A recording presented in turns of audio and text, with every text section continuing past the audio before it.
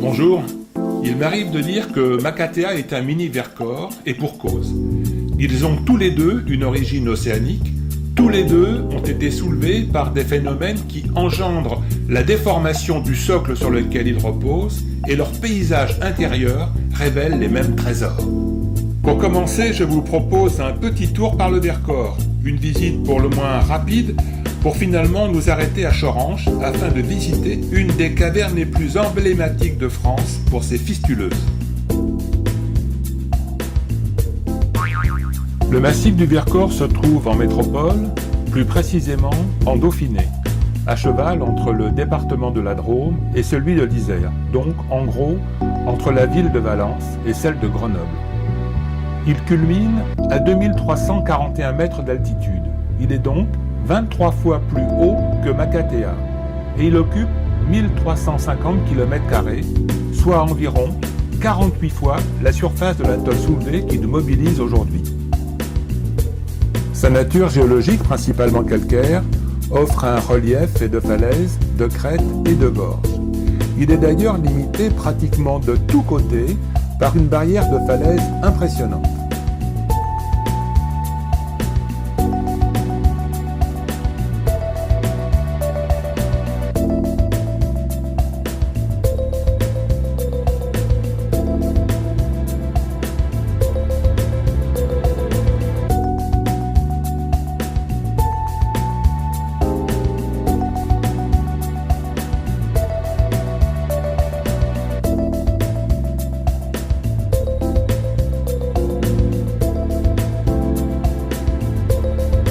Pour obtenir de très grandes fistuleuses, il faut que l'eau arrive toujours de la même façon, ni trop vite, ni trop lentement, que les conditions soient exactement les mêmes pendant des milliers d'années.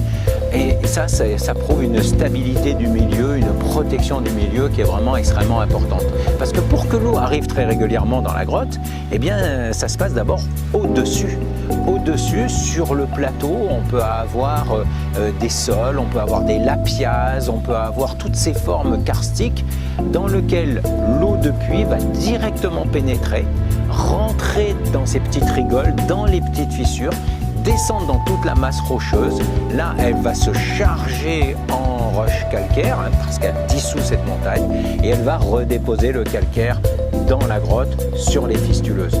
Pour vous dire, une fistuleuse grandit en moyenne de 5 cm tous les 100 ans.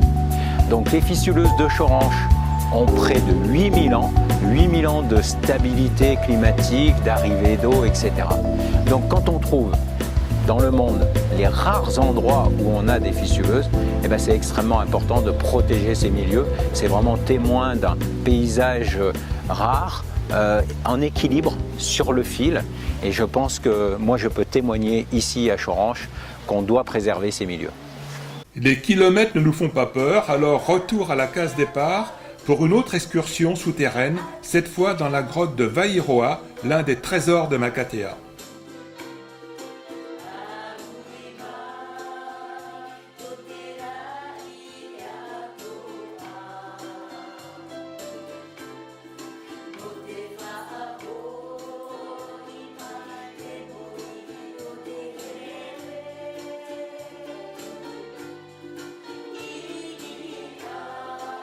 Certes, les fistuleuses de Wairoa sont moins longues et moins fines que celles de la grotte de Choranche dans le Vercors, mais elles sont tout aussi fragiles et dépendent elles aussi de la stabilité et de la qualité du sol en surface où l'on trouve les mêmes principes d'infiltration des eaux de pluie que dans le Vercors, c'est-à-dire dans un lapiaz.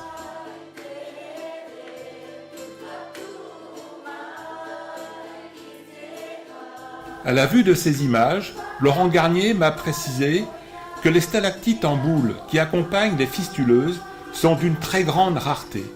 Il ajoute même que ce site est exceptionnel et qu'il mérite d'être connu et surtout protégé. Alors, Makatea mérite-t-il son surnom de mini-Vercors ?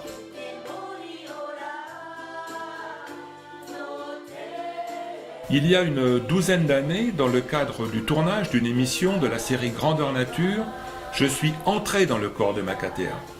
J'étais accompagné d'Éric Pagès qui tenait la caméra. Nous n'avions pas prévu de plonger dans cette caverne, D'où la faiblesse de notre équipement. Mais je vous rassure, cette faiblesse était compensée par notre extrême prudence. Les rivières de Makatea ne sont pas aériennes, elles sont dans le corps de l'île. Quelle est l'importance de ce réseau? Dans quelle direction part toute cette eau? Comment rejoint-elle l'océan? Autant de questions auxquelles je vais essayer de répondre.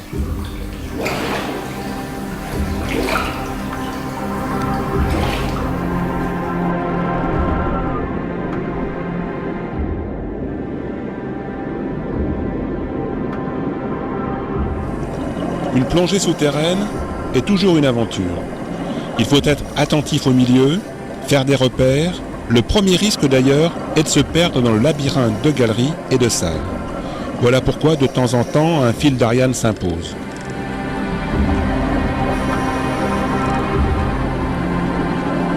Ici, dans le ventre de Makatea, le réseau souterrain fait très certainement des kilomètres. Il y a de nombreux éboulis, des cahots rocheux détachés des voûtes. Il faut éviter d'ébranler la moindre roche, mais toujours il y a des stalactites et des stalagmites.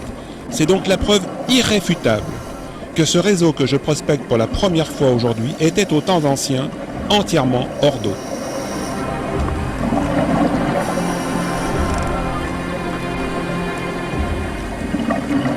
Je pense avoir rencontré l'eau salée parce que une eau s'est troublée brutalement, ce n'est pas dû à des matières en suspension. C'est probablement la rencontre entre la loupe d'eau douce et l'eau de l'océan. Je suis descendu jusqu'à 23 mètres et je voyais encore au moins 15 ou 20 mètres plus bas des stalactites, des stalagmites et des colonnes. Et ça mérite une explication. Je vois deux raisons qui expliquent ce phénomène. Le socle volcanique sur lequel repose Makatea s'est progressivement refroidi. Il s'est donc contracté, entraînant avec lui l'atoll soulevé. La seconde raison est certainement en rapport avec l'élévation du niveau marin provoquée par le mouvement, on va dire, de yo-yo, induit par les périodes glaciaires. Julien, en fait, Makatea est un véritable château d'eau. Comment est-ce que les anciens interprétaient cela? Effectivement, cette eau pour eux, c'était la vie, comme un trésor divin, hein, parce que effectivement, on était là et tout le village s'est installé autour de ce point d'eau. Est-ce que l'eau contenue dans le corps de Makatea est considérée comme sacrée? Il y a eu des témoignages, il y a eu des baptêmes par immersion dans l'eau des grottes de Makatea. Est-ce que les habitants qui voient toute cette eau autour de nous, là, est-ce qu'ils savent d'où elle vient? Non, pas spécialement. Ils estiment que c'est peut-être de l'eau de pluie qui s'est infiltrée, mais je pense que tout le monde était à la recherche d'un phénomène qui était comment fonctionne réellement cette île. Et aujourd'hui, alors vous êtes combien sur Makatea? Une centaine. Donc vous êtes, on peut le dire, carrément assis sur un château d'eau. C'est tout à fait, c'est le cas de le dire. On est assis sur un réel trésor. À cette époque, on ne savait pas que cet atoll, fleuron de l'archipel des Tuamotu, risquait d'être ravagé par une société dont le but est d'exporter son phosphate au Japon. Le nom de cette société, et je vous le donne en 1000, Avenir Makatea. Franchement, il fallait oser, ils l'ont fait.